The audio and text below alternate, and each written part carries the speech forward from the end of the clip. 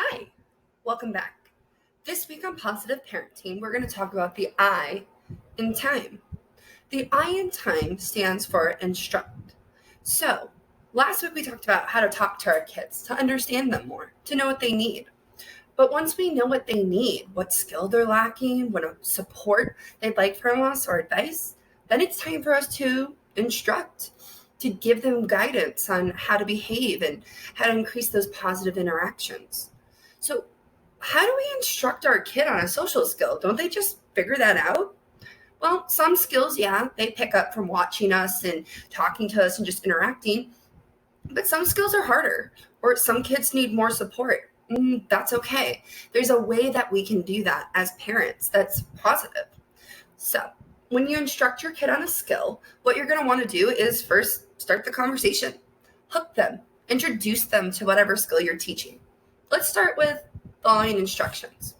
So, you might say to your kid something like, "Hey, you get a lot of instructions, don't you? From me, from your teacher, from your grandma, right?" And of course, your kid's going to say yes, because they do. They get a lot of instructions. So this is how we hooked and started our conversation.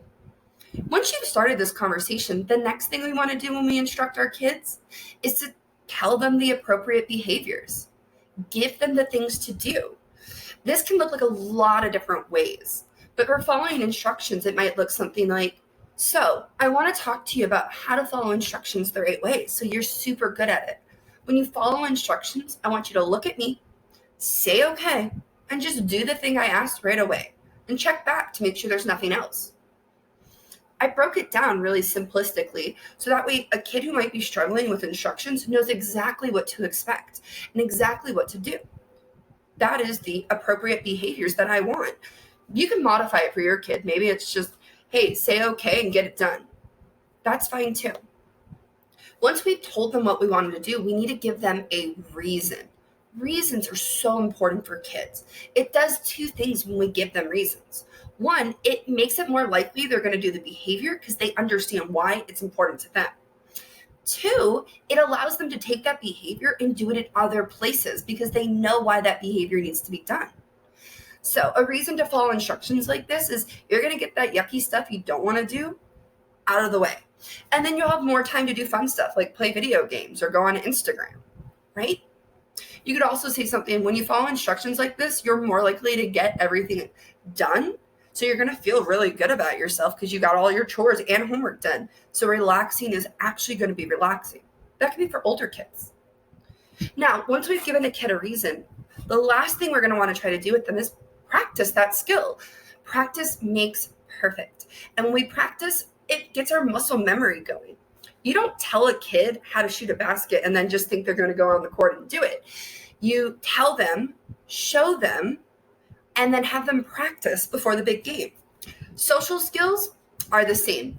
They need to practice before we give them some real tough stuff. You can practice following instructions by giving a simple thing like, "Hey, I'm going to give you an instruction. Once you go clean up the dishes from dinner, and then when you're done with that, check in with me."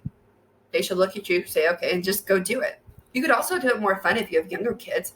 Simon Says is an amazing following instructions game. So you could say, like, let's practice following instructions by playing Simon Says as a family today. So there you have it.